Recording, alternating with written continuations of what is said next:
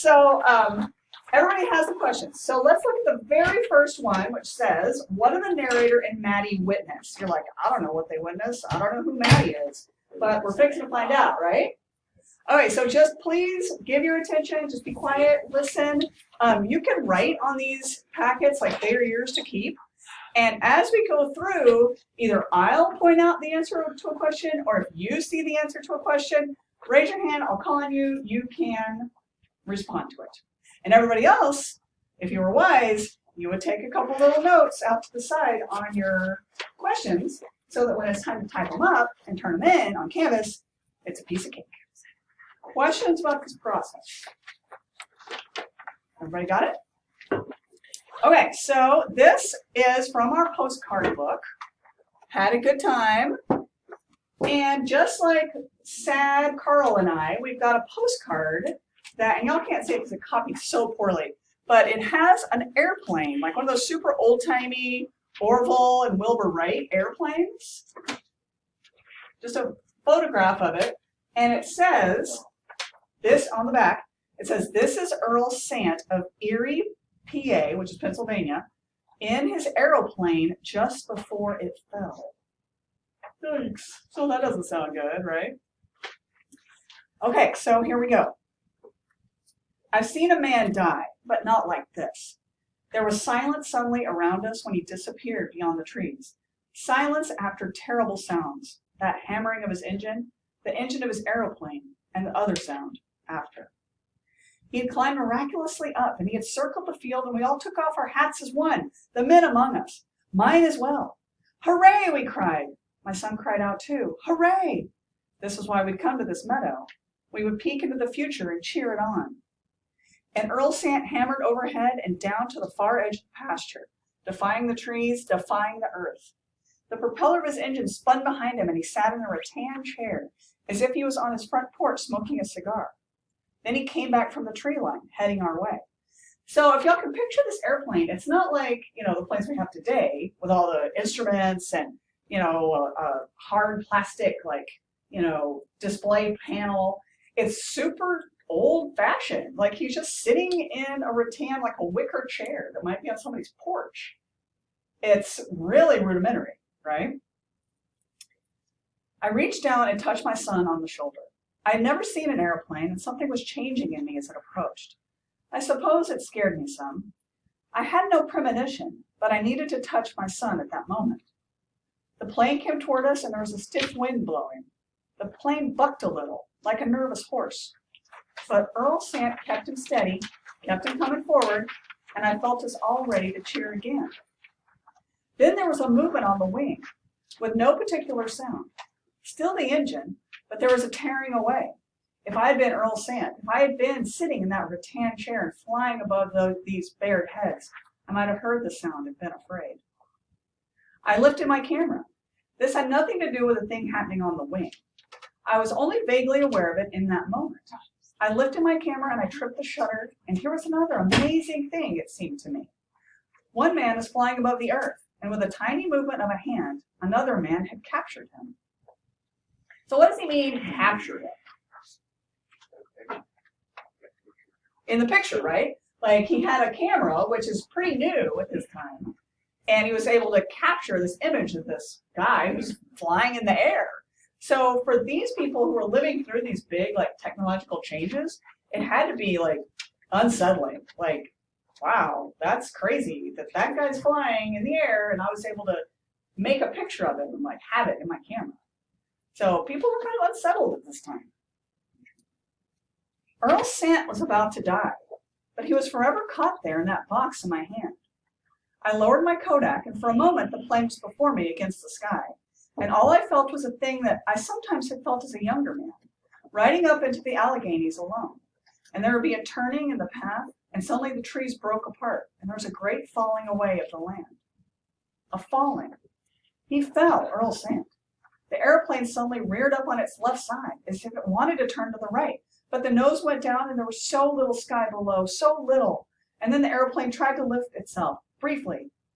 But the wing was tearing away, and the engine hammered loud, and Earl Sandt turned sharply right again, pointing to the earth, and his airplane looped, the engine crying out, and he fell, disappearing behind the stand of pine. There was a heavy thump beyond the trees, and I have nothing in my head to compare it to. Not a barn collapsing, not a horse going down, not the dead sugar maple, 40 foot high, I'd felled only yesterday in our yard. This sound was new. And our silence followed. We all of us could not take this in. He had flown, this Earl Sandt. He had raised his goggles to his eyes and stepped into his machine, and he had run along the meadow and had lifted into the air, and now I looked into the empty place where he had been only a moment before. In my head, I could see once again the two great wings and the spinning of the propeller, and then he was gone. Papa? It was my son's voice drifting up to me from the silence. I looked into his face. It's all right, I said, though I knew it was not. I could feel Matthew's bones beneath my hand, which still lay on his shoulder. He's gone, my son said. I looked to the others. There was a stirring. Some of the women began to cry. Mother of God, one man said. He moved in the direction of the pines. He was right. We had to do something now. I let go of my son and put the camera in his hand. I turned to the place where Earl Sandt had vanished. Stay here, I said.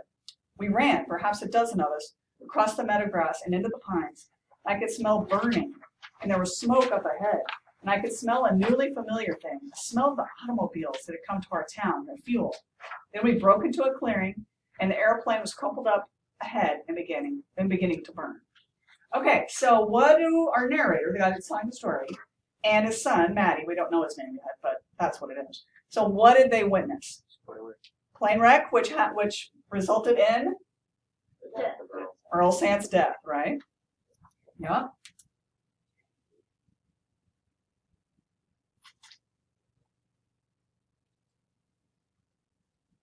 Good, okay. I was behind several of the men, and we were in our Sunday clothes. We left our churches this morning and had come to see the exhibition of this wonderful thing. And now we were stripping off our coats and winding them around our hands and arms to allow us to reach into the flames, to bring Earl Sandt out. Two men were ahead of me, already bending to the tangle of canvas and wood and metal and smoke. I felt myself slow and stop. I did not know this man. I had seen him only from afar, only briefly. He had raised his goggles and hidden his eyes, and he had some intent in his head. To fly, of course, and he did. But he was a man, flesh and blood, and he was lying broken now ahead of me. There were others to help him. The ones ahead and still others now rushing past me. I continued to hesitate, and then I turned away. Matthew had followed me. He was standing a few yards behind in the trees. I lifted my hand to acknowledge him, and I found it swathed in my suit coat, expecting the fire. I moved to my son, unwrapping my arm. The others are helping, I said to him, so he would understand why I turned away. I want to see, he said. No. Pa! No, I said, firm. I turned him around, and we stepped out of the trees. I looked once more into the sky where Earl Sandt had been. Matthew and I walked for the meadow and through the center of town, past the Merchants Bank, where I had an office, where I was vice president, and we moved beneath the maples of our street, old trees, dense above us, and we were quiet, my son and I. The meadow, the open sky, all of that was left behind. Then we reached the place along the road where I could see my house ahead. The maple was gone from the front edge of my property, dead from blight and felled by my own hand.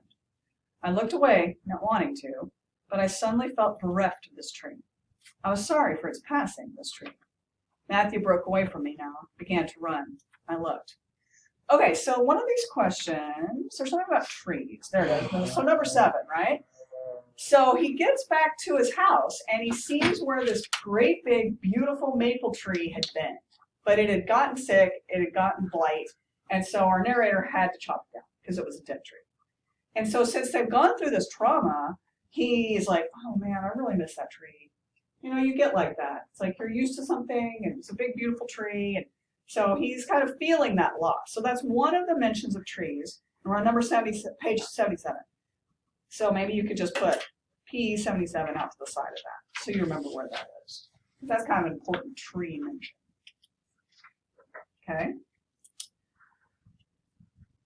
His mother was coming down the porch steps. My son ran hard to her, not calling out. She turned her face toward us, saw him approaching, sensing, I think, that something had happened.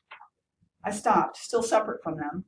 My daughter, a tall, gangly girl, my sweet Naomi, emerged from the house, and for a moment they all three were before me, and the house itself, a fine house, a house we'd lived in for 4 years now, a solid house with its hipped roof and double-windowed dormer, and its clapboard siding the color of sunlight in the brightness of noon. My wife went down on one knee, and Matthew reached her and he threw his arms around her neck. I knew I should move forward to explain, but what would I say? Naomi came to the two of them, put her hand on her crouching mother's shoulder. There was a seizing in my chest. I wanted to take them all three up in my arms, but instead I stood dumbly there, watching. Finally, Rachel's mom. Rachel's face lifted to look at me over Matthew's shoulder. I felt heavy now, rooted to the earth, as if I decided to take the place of the dead maple. But I made myself move. I took a step and another, and there was a loosening inside me as I moved toward my family. My wife tilted her head slightly, a questioning gesture, I think. Naomi looked at me too, came around her mother, and I was glad she was drawing near, and she put her arms around me. I felt the bones in her arms pressing at my back. I held her tight. What was it, Daddy? An accident, I said. It was just an accident. Maddie said he was dead, the man. We don't know that for sure. He fell? Yes. She said no more, but she needed me to hold her closer, and I did. It's all right, I said. We're all right. Okay, so number 8 says, list 3 mention of bones in the story. And so he gets back home to his family, and he's like kind of in shock, and his little girl comes up, and he, holds her, and I felt the bones in her arms pressing at my back. So it's kind of a creepy thing to think about bones all the time. And so our author is putting in these little mentions of bones to kind of give it like a creepy or like a somber tone. So that's one of the mentions. I think there's another one with Maddie. We can go back. But for now, here we go. Matthew could not sleep. The house was dark, and my wife and I just extinguished the lamp, alone and undistracted at last. Then we heard his cry, wordless, and Rachel rose. I knew what it was about. As she disappeared, I looked toward the dark gate of the bedroom doorway, and I gripped the sheet as if to put it aside and to rise, but I hesitated. I should not have hesitated to go to my son, but I did. For one moment and then another. I forced myself to throw back the sheet and put my feet onto the floor. I stood. I made my way across the room and down the hall, and my son's tears were fading as I approached. I stood at his doorway, and his mother said to him, It's okay, Maddie. God decided he wanted an airplane pilot in heaven. Like he wanted Henry for an angel, my son said. I turned away. I moved back down the hall, and then stopped, neither here nor there. Matthew's first cousin Henry, my brother's son, had died of smallpox. My son had already encountered death. Of course he had. We had all encountered death as part of our daily lives.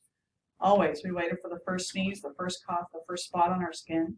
We waited to be carried away, if not from smallpox and from influenza or from scarlet fever, or from diphtheria, or from pneumonia, or from tuberculosis. It was the way of the world. I believed in God, that he managed our lives, and that he would call us when he chose to. And I was glad my son could picture his blood kin, a child of his own age, as an angel and not as a corpse on the ground. But I stood in the middle of the hallway, and I dragged my forearm across my brow. I was having trouble drawing a breath. All right, so our guy's struggling. He's having a hard time, right? So we've got number 3. What other deaths does the narrator describe? So we've heard one. Who was he talking about right now that had died?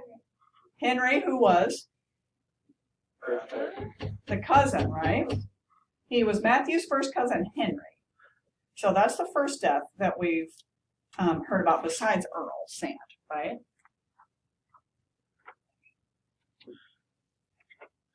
Okay.